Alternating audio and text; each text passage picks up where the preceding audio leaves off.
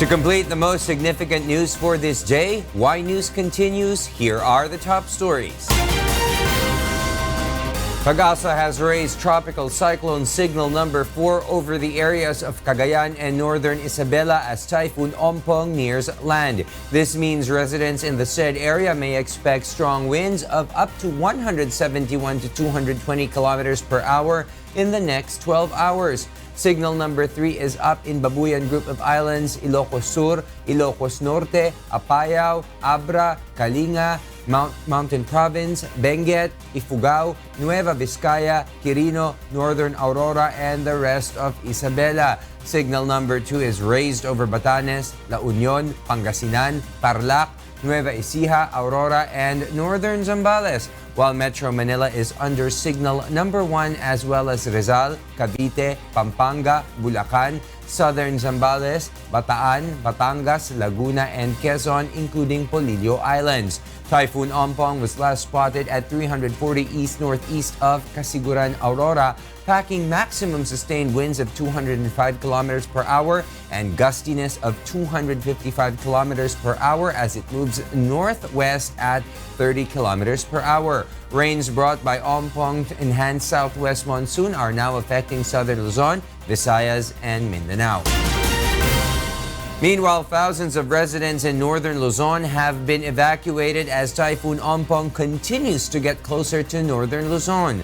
Based on the report of the National Disaster Risk Reduction and Management Council, or NDRRMC, as of 6 in the evening, over 9,000 individuals or 3,000 families in Region 1, 2, and the Cordillera region are staying in evacuation centers. Around 4,500 passengers are also stranded in various seaports in the country after trips were canceled by the Philippine Coast Guard to avoid maritime accidents during Ompong's onslaught. 5 international and 20 domestic flights were also canceled due to the inclement weather. The NDRRMC also received reports on possible casualties but is still verifying whether these are related to Ompong's onslaught. Around 47,000 houses are also expected to be damaged as Typhoon Ompong makes landfall on Saturday around 2 to 5 in the morning along Isabela, Cagayan areas. And amid the expected onslaught of Typhoon Ompong across the country, several malls such as Ayala Malls, SM Supermalls, Mega World, and Robinsons offer their shoppers and motorists a shelter to stay safe and dry tonight. As part of their social responsibility, these malls will keep their doors open for their customers to wait out the storm inside their malls. They have also designated waiting areas and restrooms that can be accessible beyond mall operating hours while waiving their overnight parking fees. The validity of the offer of these malls is subject to extension.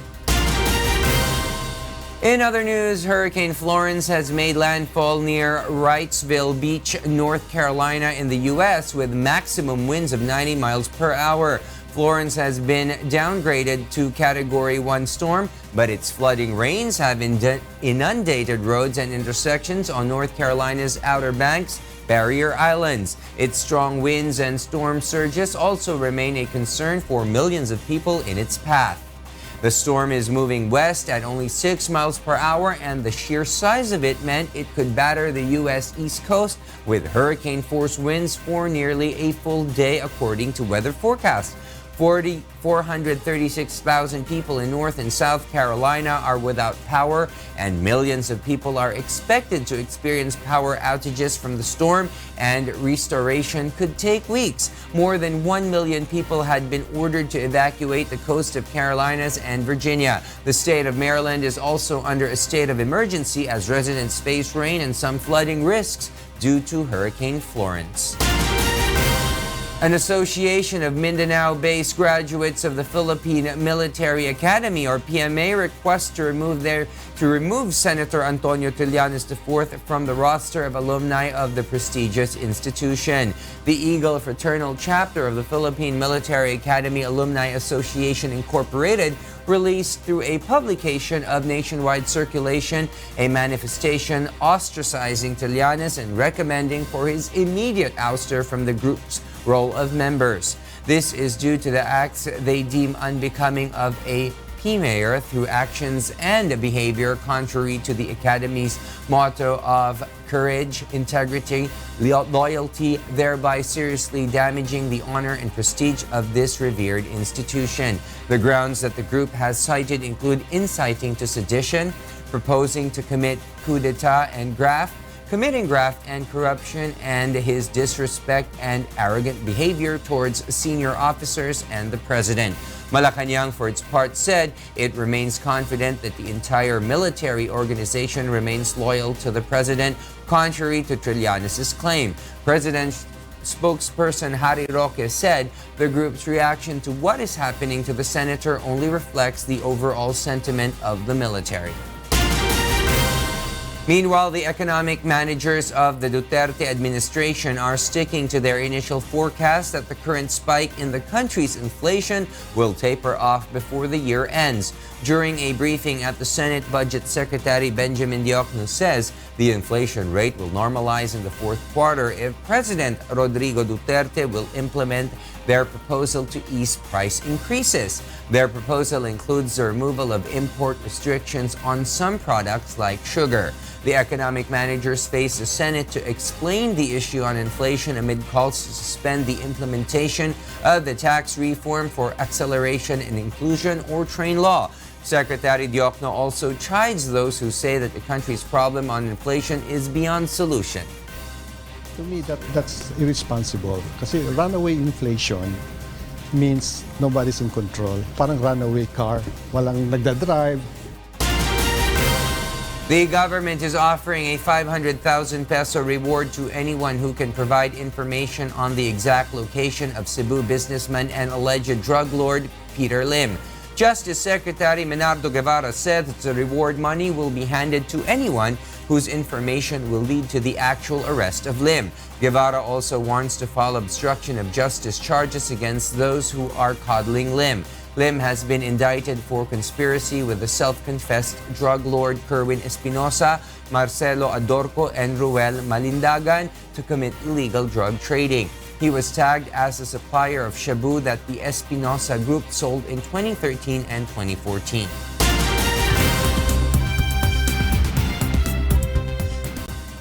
And for the news abroad, here's Stephanie C. live from Hong Kong. Stephanie, good evening.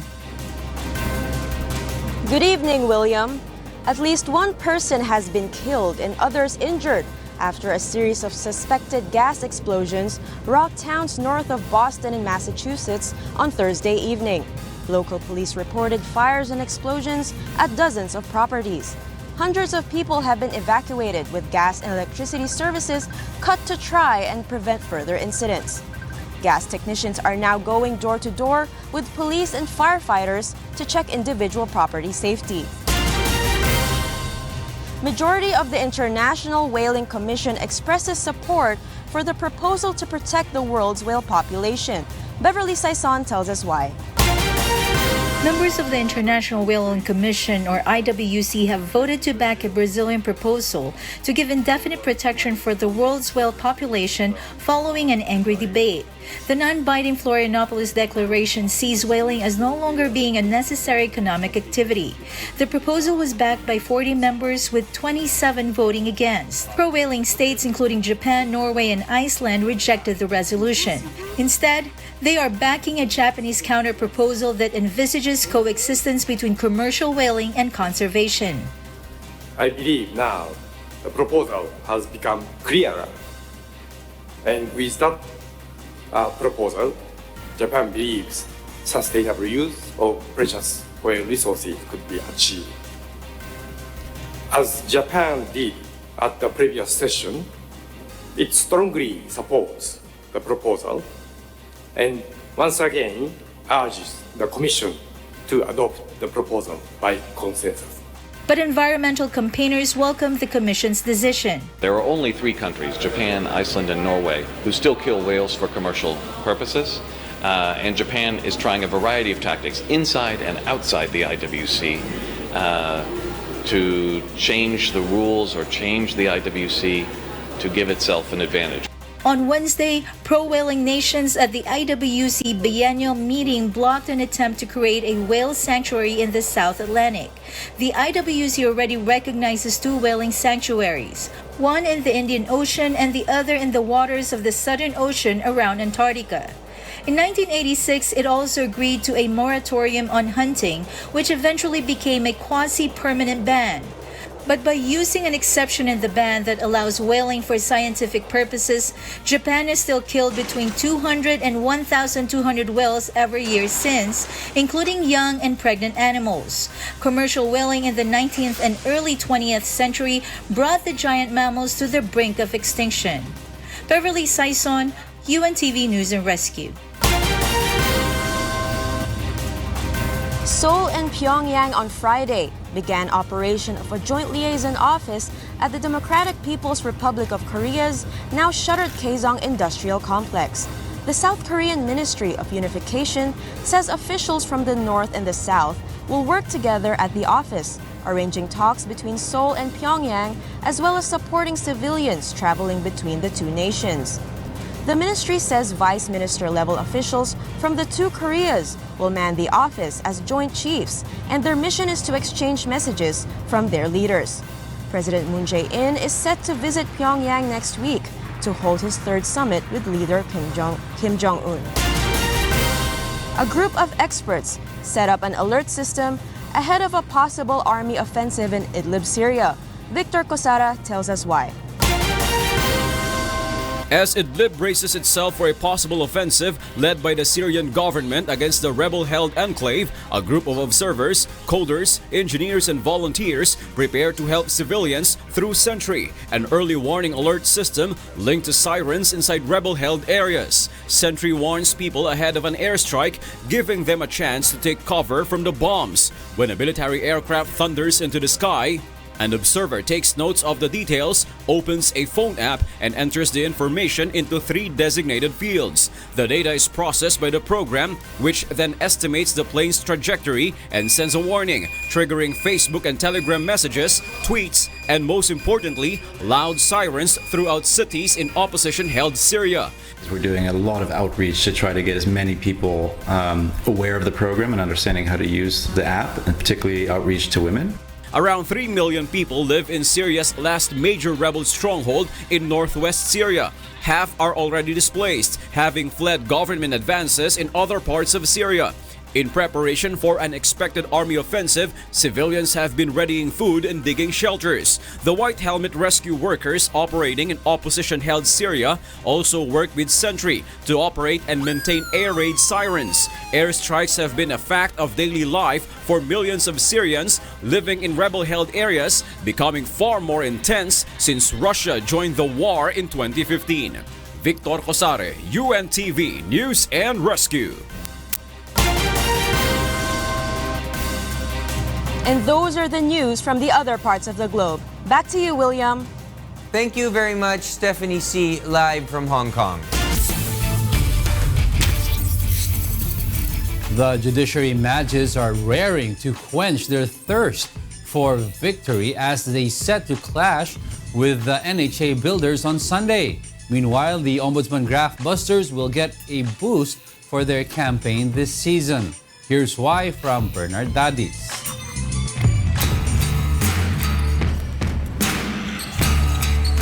The Supreme Court and National Housing Authority basketball teams are set to debut for the 7th season on the League of Public Servants on Sunday at 5 p.m. at Pasig City Sports Center. Judiciary matches will be led by their executives, Court Administrator Jose Maidas Marquez, Judge Jacob Montesa II, and Judge Manuel Gerard Toma Cruz, with reinforcements of former professional basketball players who are also now employees in the High Court: Chester Tolomia, Don Camaso, and Warren Ibanez. The 2-time regular season and 1-time off-season champion Magis has been in drought since 2015 but has already won at least 4 million pesos for their chosen beneficiaries. Magiging running game kami ngayon kasi may 3 kaming bago na bata. Yun ang naging problema natin, takbuhan. Meanwhile, the young and dynamic NHA builders will be led by former MVP Antonio Lustestica, John Derek Dizon, and Marvin Mercado, with a strong support from Marvin Ladya, Waldemar Tibay, and Alvin Vitog. The team coached by former Ginebra player Bennett Palad has achieved a Final Four seat in Season 6, finishing as 4th placer and earning 500,000 pesos for their chosen charity. In other games, the Malacanang PSC Camao will clash with the Ombudsman Grobbusters at 3:30 p.m. The President's Men will be led by Special Assistant to the President Bongo and PACC Commissioner Greco Belhica together with John Paul Yamamoto, Ian Garrido, and Bisnu Das Javier. Sir Bong, alam naman natin, shooter yan. Sir Greco, malaki rin na maitutulong yan. Yung mga rebound, yung mga offensive rebound. So, hindi na biro itong liga natin ngayon. Halos lahat ng team is lumakas. This season, they will be joined by a strength and conditioning coach as 6'5" former San Pedro Red Lions cager Martin Lloyd Antonio. The Camao has already been to the regular season finals twice, but no success yet. While the Ombudsman Grobbusters this season will get a boost for their campaign from Berson Franco, a former professional basketball player who also played for them in Season 4 and in POC Transformers in Season 5. The Grobbusters' most successful run in the league was in the recently off-season games, wherein they finished as 2nd placer with a prize of 500,000 pesos for the chosen beneficiary. Bernard Dadis, UNTV News and Rescue, Philippines. Fans of 80s pop royalties Tiffany and Debbie Gibson should get ready to sing their hearts out. Leslie Longboen tells us why. Hitmakers of the 80s, Tiffany and Debbie Gibson, are here in the Philippines to give their fans a once-in-a-lifetime experience. The pop royalties teamed up for a concert here in Manila. You get a little bit more of maybe a rock side from me because, of course, that's what I loved in the 80s. And Deb just brings true fun pop. So you're going to have an 80s moment through and through. Great music. Tiffany's hits include Could Have Been, I Think We're Alone Now, and All This Time, among others.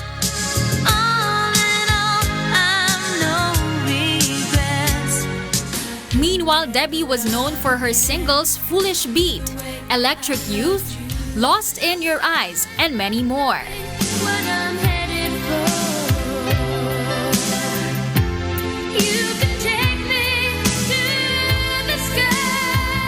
The two icons shrugged off their long-rumored rivalry because of their constant chart battles. I mean, there was this instant camaraderie and support that we always had for each other. So that was very much a media fabricated thing, you know, pick a team and pick your favorite. And I always said, but Mom, it's so odd. Like, people can own more than one album. Don't they know that? Why do they have to pick? Inviting wishers to their concert, Tiffany sang one of her smash hits, If Love Is Blind, on the state-of-the-art Wish Bus.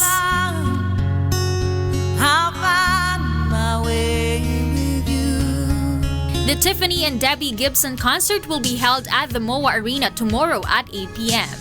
Leslie Longboan, UNTV News and Rescue, Parañaque City. China is set to offer new ways of sightseeing, reconnaissance, and emergency communication following the unveiling of its first large manned airship. The Eiffel Tower, meanwhile, was lit with the symbols of Japan, including a white light with a rising red circle representing its flag. Leslie Longboen tells us why. China's first domestically made manned airship, unveiled on Wednesday, will open new ways of sightseeing in northwest China's Shanxi province. Designed by an aviation enterprise in Shanxi, the manned airship, with a full length of 66 meters and a volume of 11,500 cubic meters, can carry 28 people at a time, the most in the world so far. It uses lithium batteries for power and new carbon fiber and hard framework to ensure safety of the passengers aboard. Although the airship could rise to 3,000 meters above sea level, it would only rise to 100 to 300 meters during sightseeing trips. Apart from sightseeing, the airship can also be applied into emergency communication, security patrol, and electronic reconnaissance.